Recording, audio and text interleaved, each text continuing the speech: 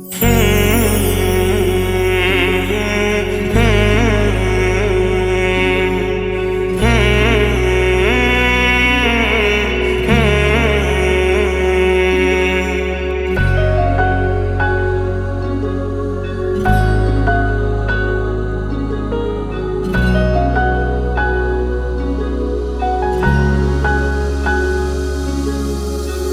hôn tùm nàng bên này đủ tí là ít chế thế sinh vì chi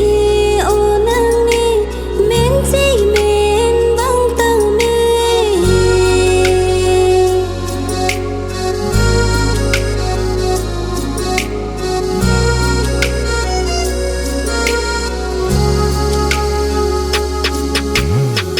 nàng bên này ăn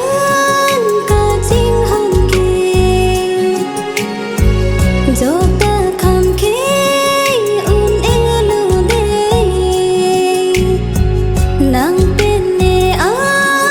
cả chim hồng kia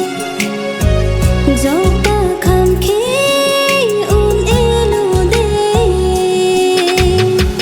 ra nam ra ni ta me i tum phan do hirne nàng sinh vì biri de do tigla e che the